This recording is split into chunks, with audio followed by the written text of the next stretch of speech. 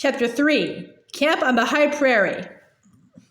Pa made camp as usual. First, he unhitched and unharnessed Pet and Patty, and he put them on their picket lines. Picket lines were long ropes fastened to iron pegs driven into the ground.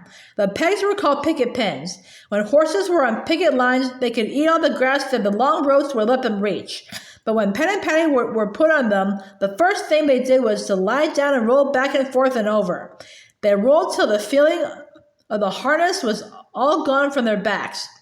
While Pet and Patty were rolling, Pa pulled all the grass from a large round space of ground.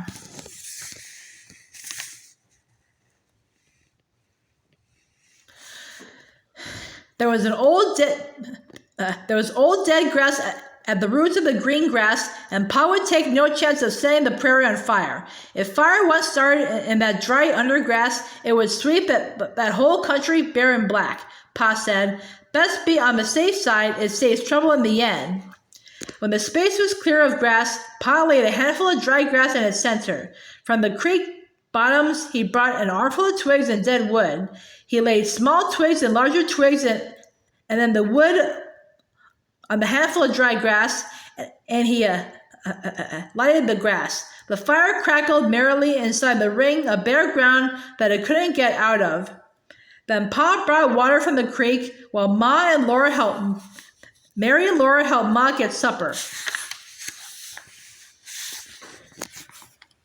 Ma measured coffee beans into the coffee mill, and Mary ground them. Laura filled the coffee pot with the water Pa brought, and Ma set the pot in the coals. She set the iron bake oven in the coals too.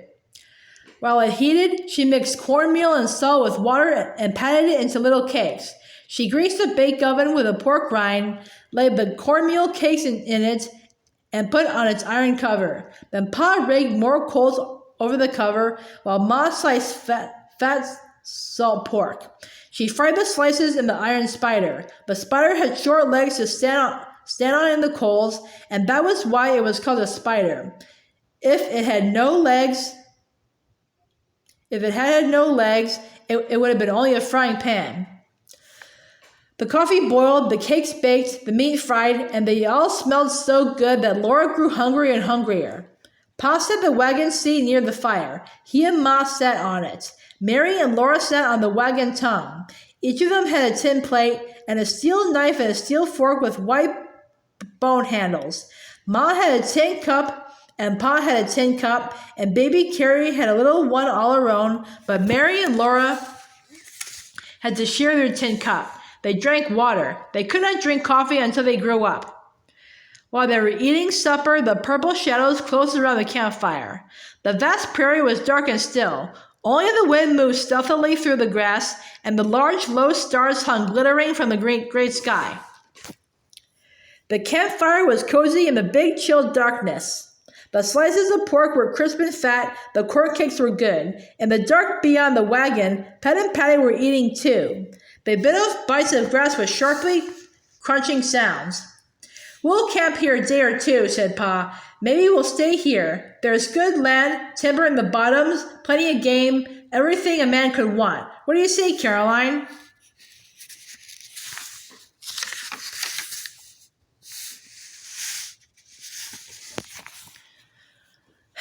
"We might go farther and fare worse," Ma replied. "Anyway, I'll look around tomorrow," Pa said. "I'll take my gun and get us some good fresh meat."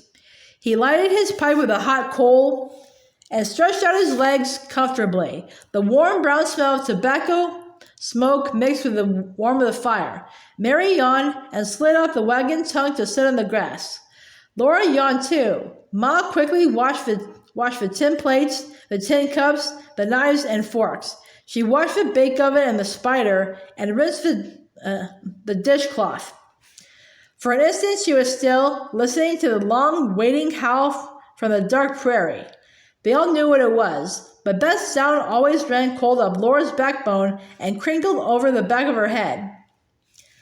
Ma shook the dishcloth, and then she walked into the darkness and spread the cloth on the tall grass to dry. When she came back, Pa said, "Wolves, half a mile away, I judge." "Well,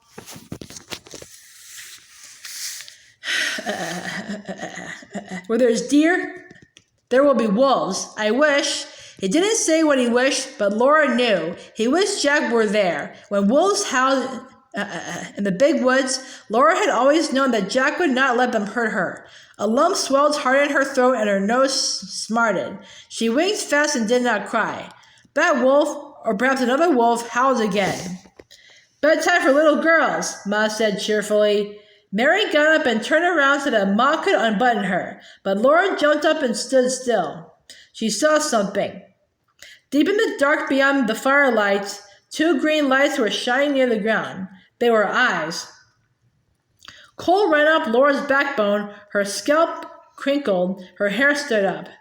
The green lights moved, one winked out, then the other winked out, then both shone steadily, coming nearer. Very rapidly, they were coming nearer. Look, Pa, look, Laura said. A wolf. Pa did not seem to move quickly, but he did.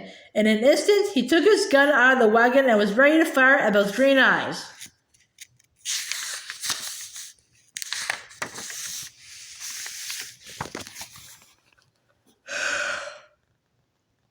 The eyes stopped coming. They were still in the dark looking at him.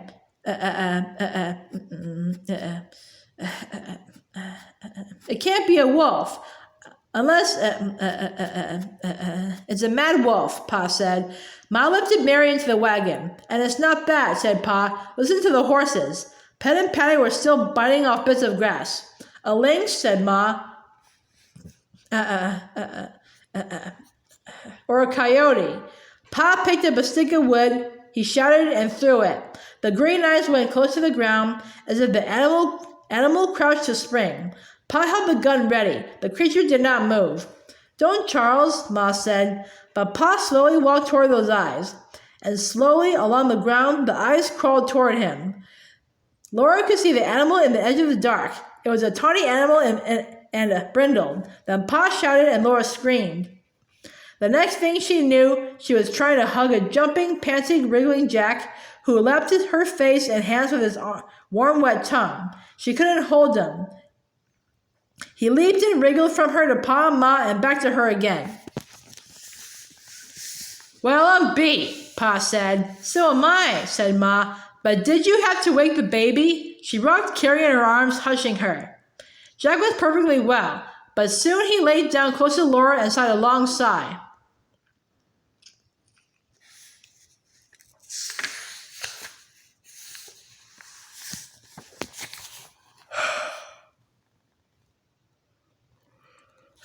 His eyes were red with tiredness, and all the under part of him was caked with mud. Ma gave him a cornmeal cake, and he licked it and wagged politely, but he could not eat. He was too tired. No telling how long he kept swimming, Pa said, nor how far he was carried downstream before he landed. And when at last he reached them, Pa called him a wolf, and Pa threatened to shoot him. But Jack knew they didn't mean it. Laura asked him, You knew we didn't mean it, didn't you, Jack? Jack wagged the stump of a tail. He knew. It was past bedtime. Pa chained Pet and Patty to the feed box at the back of the wagon and fed them their corn.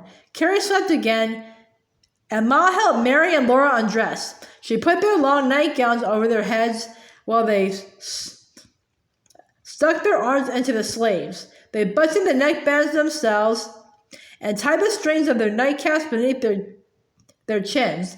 Under the wagon, Jack wearily turned around 3 times and lay down asleep. In the wagon, Laura and Mary said their prayers and crawled into their little bed. Ma kissed them good night. On the other side of the canvas, Pet and Patty were eating their corn. When Patty whooshed into the feed box, the whoosh was right at Laura's ear. There were little scurrying sounds in the grass. In the trees by the creek, an owl called, Hoo! Hoo! Farther away, another owl answered, Ooh! Ooh! Far away on the prairie, the wolves howled, and under the wagon, Jack growled low in his chest. In the wagon, everything was safe and snug. Thickly in front of the open wagon top hung the large, glistening stars. Pa could reach them, Laura thought. She wished he would Pick the largest one from the thread on which it hung from the sky,